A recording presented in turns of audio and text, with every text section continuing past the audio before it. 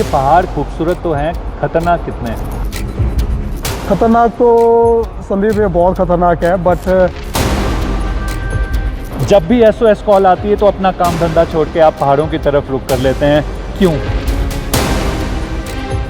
ये काम करने में कुछ अलग ही फील या एक सेटिस्फेक्शन जो मिलती है वो शायद किसी और चीज़ में नहीं मिलती है।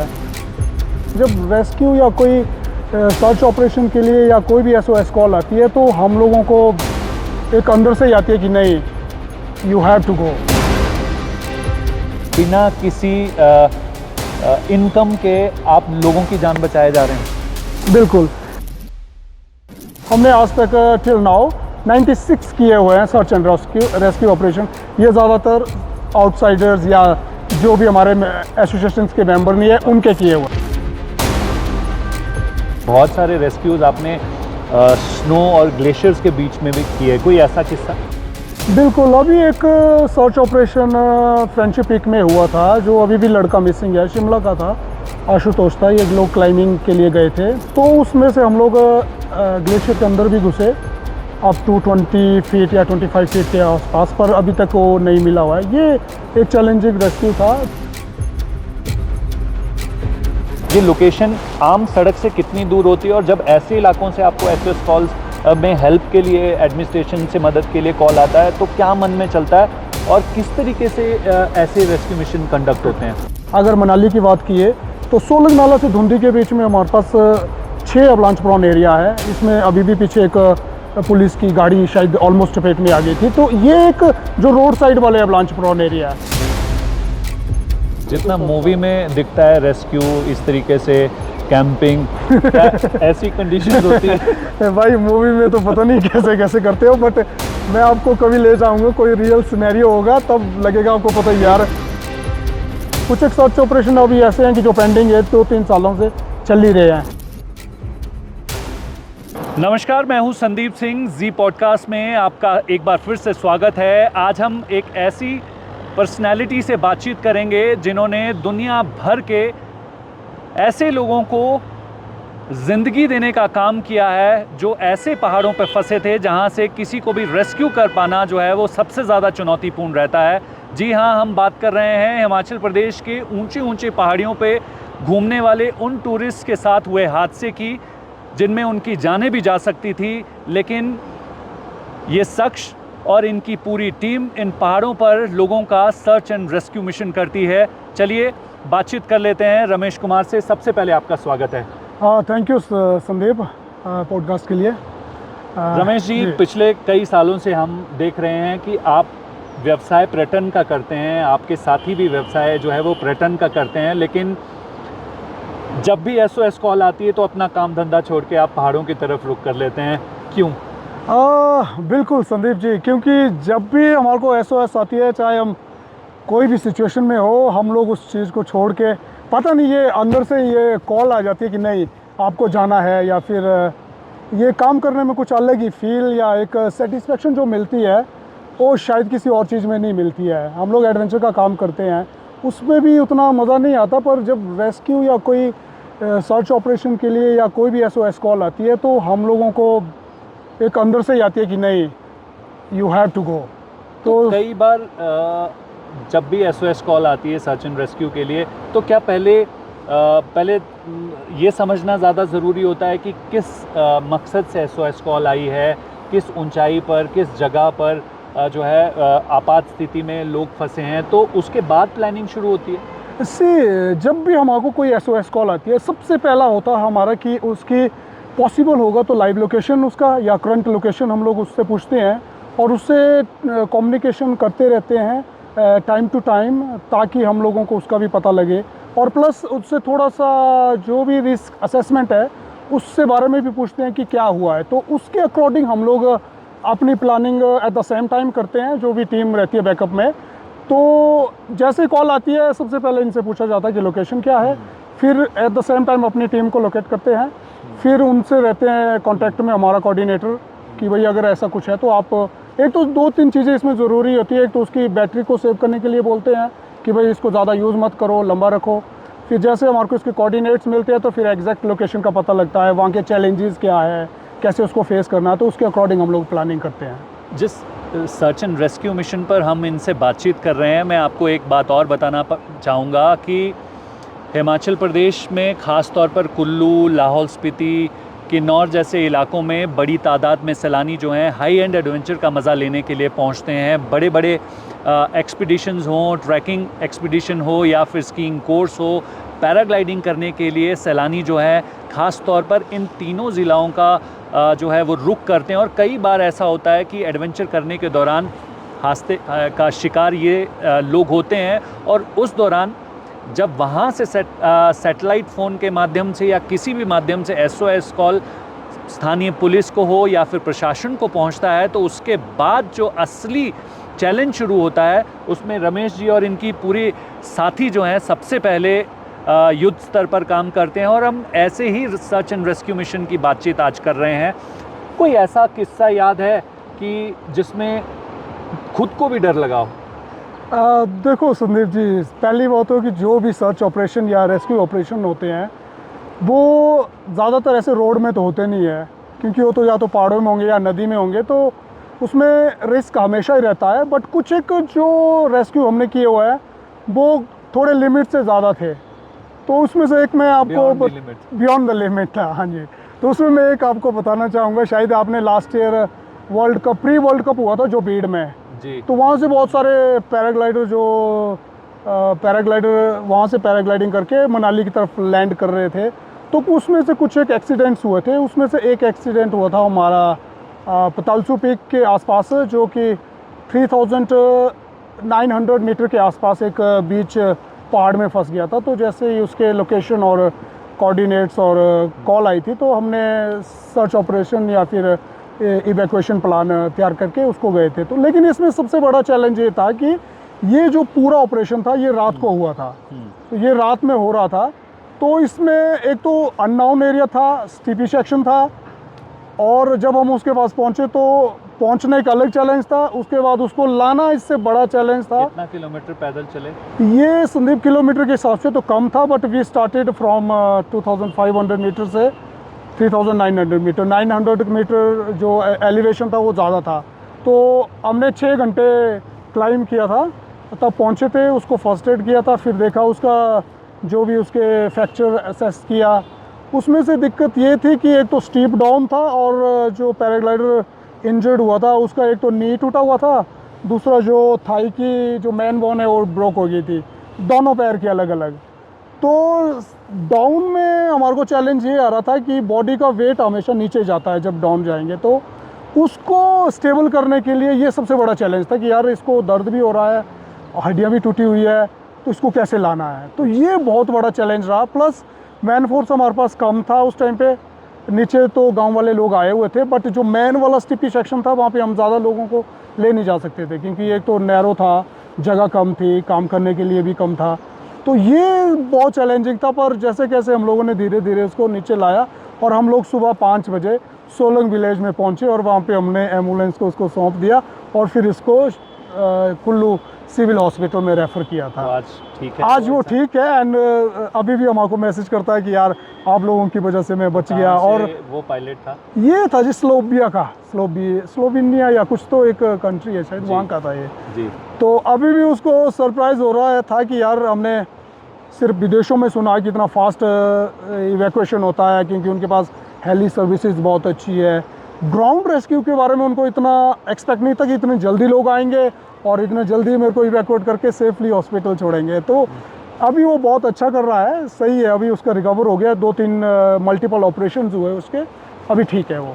तो जहाँ हम बैठे हैं इन्हीं पहाड़ियों के इर्द गिर्द बहुत टूरिस्ट ट्रैवल करता है, तो बहुत सारे रेस्क्यू आपकी टीम ने किए हैं। तो कोई ऐसा नंबर है, कब से शुरुआत की, कब लगा कि मिलजुल के जो दोस्त का ग्रुप था वो आज एक एसोसिएशन का रूप ले चुका है, और बिना किसी इनकम के आप लोगों की जान बचाए जा रहे हैं? बिल्कुल, ये संदीप जो बेसिक आइडिया था हमारा, हमने मनाली के जो भी एडवेंचर टूर ऑपरेटर थे, हमने मिलके एक एसोसिएशन तैयार किया। ये तैयार किया हमने 2017 में।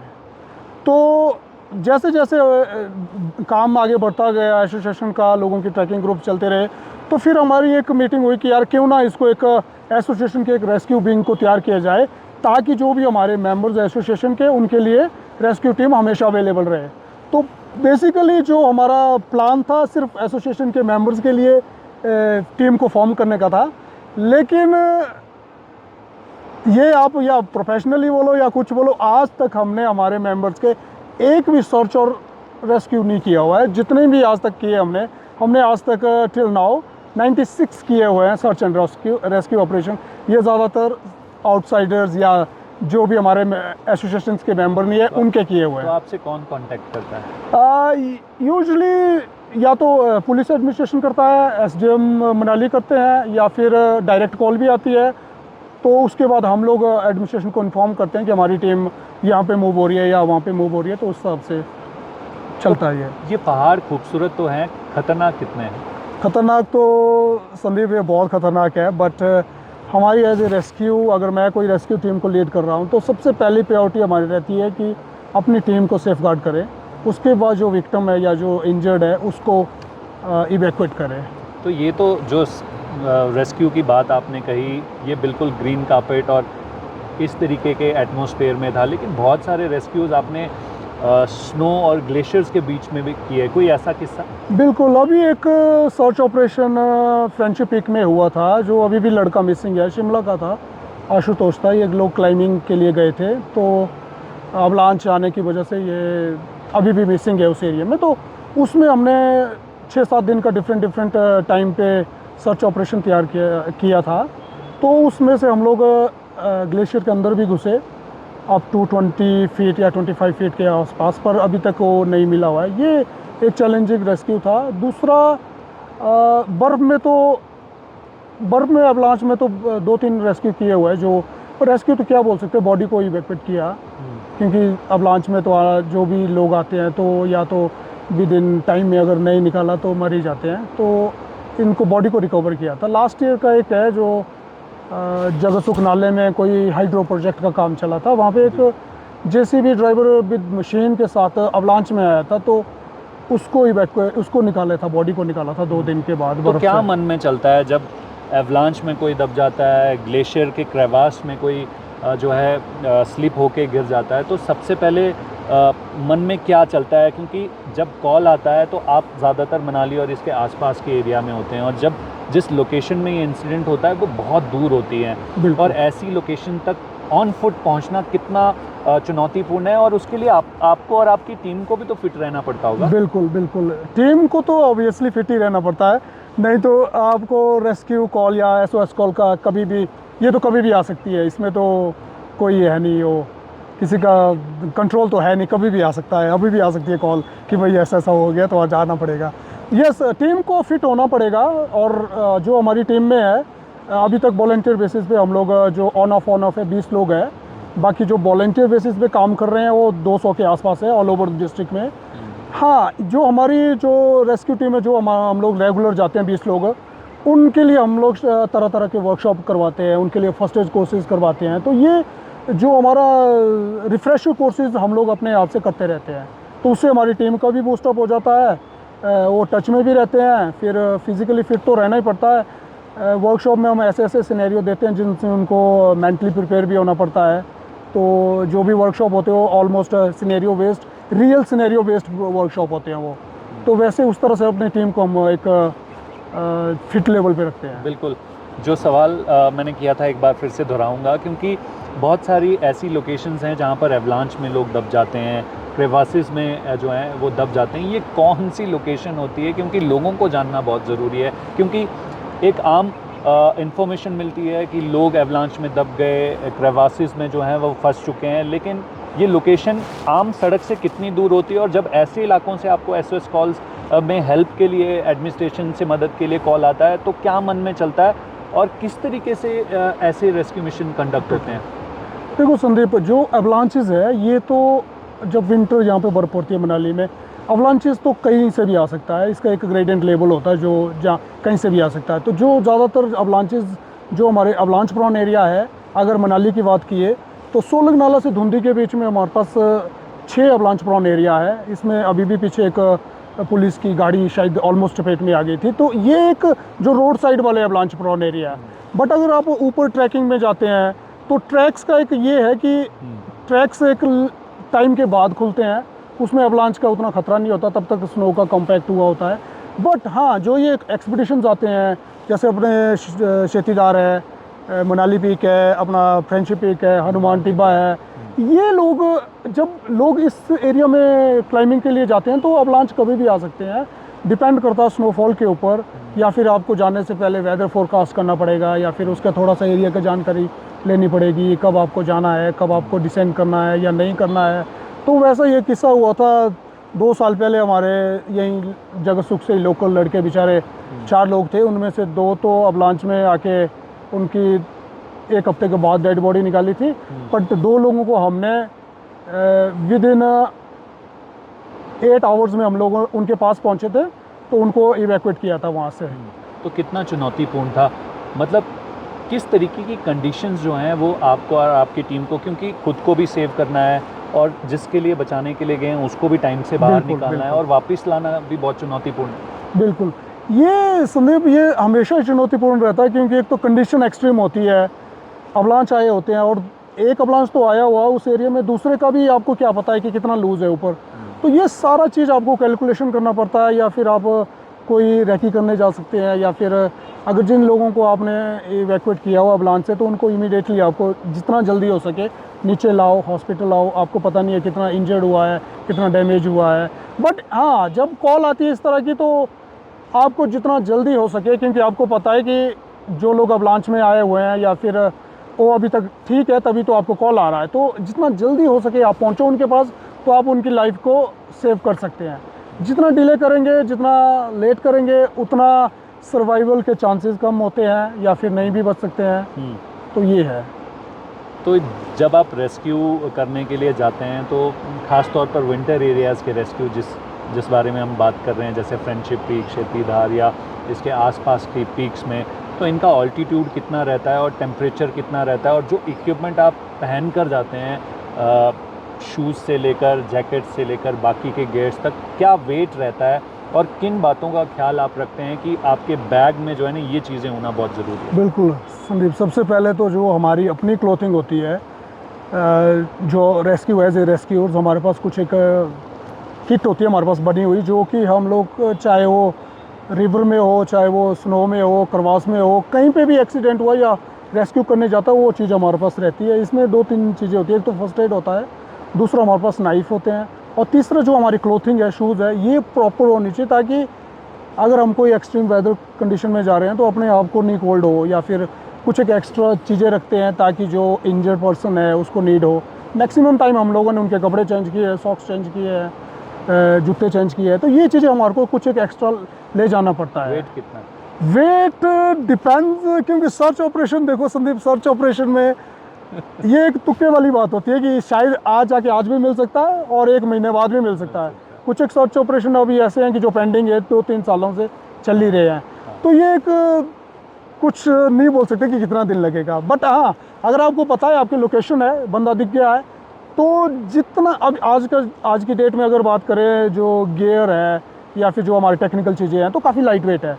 उतना हम लोग नहीं कैरी करते हैं कि 50 किलो लेके जा रहे हैं। हाँ, 10-15 किलो तक का हमारा होता है, कुछ एक इमरजेंसी राशन या फूड जो भी है, तो बाकी 10-15 किलो तक होता है, उतना रखना पड़ता है वहाँ को। कभी कभी ऐसी सिचुएशन में खुद भी फंस जाते हैं, अरे यार अब तो खुद को बचाना भी मुश्किल हो रहा है। जब जाते हैं, इवैक्यूएट करते हैं, पहुँचते हैं, तब तो ठीक होता है, एनर्जी लेवल भी क्वाइट हाई होती है।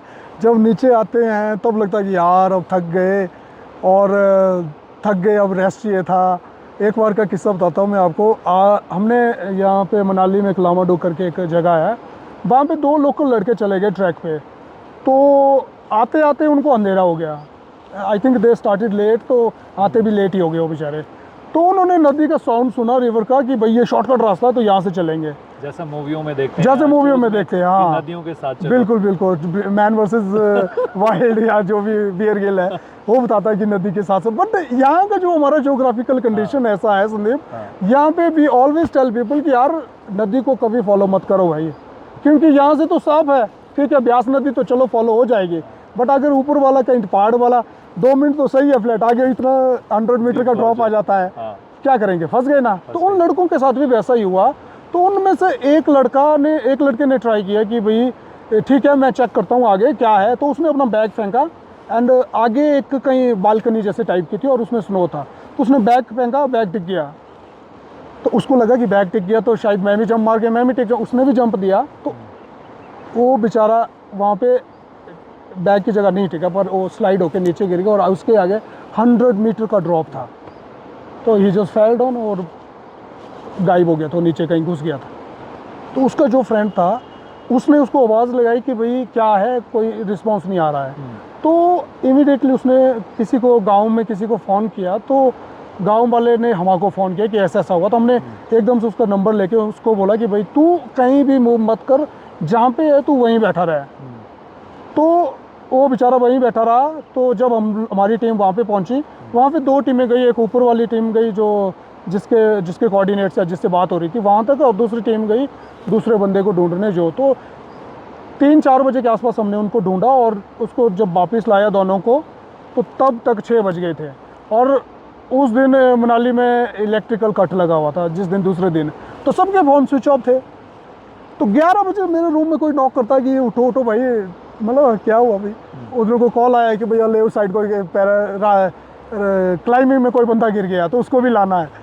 भाई इतना रेस्ट नहीं, कुछ नहीं था, फिर वापस अब सबको फ़ोन करने लगे। तो कोई बंदे क्योंकि स्विच ऑफ थे सबके, उस दिन इलेक्ट्रिकल कट लगा था।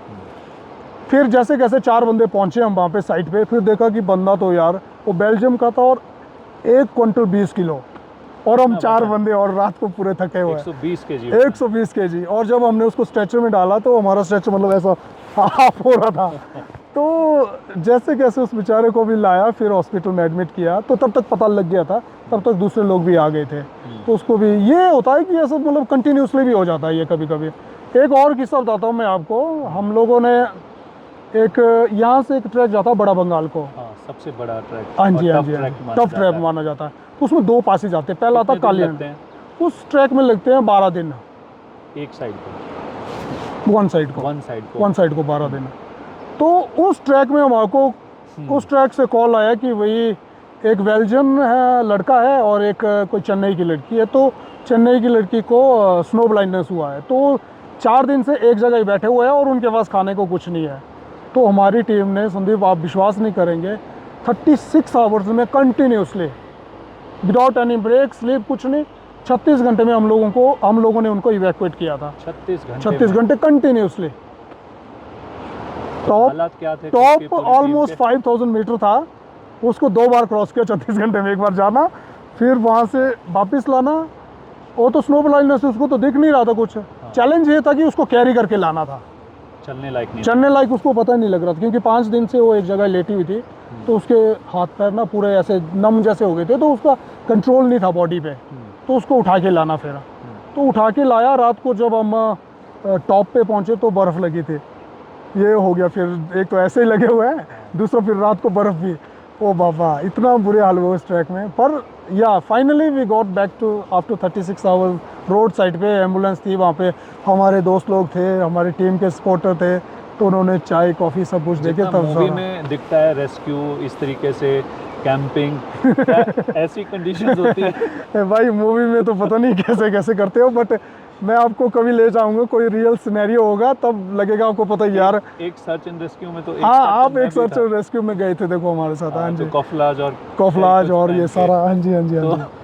तो आपको पता ही है कितना, एक तो कॉफलाज ऐसे जूते हैं कि नॉर्मल जूतों में तो चलो चलना भी अच्छा लगता है, उसमें तो भाई चलना ही ऐसा लगता है कि पता नहीं कैसे चल रहे हैं। बिल्कुल बिल्कुल बिल्कुल।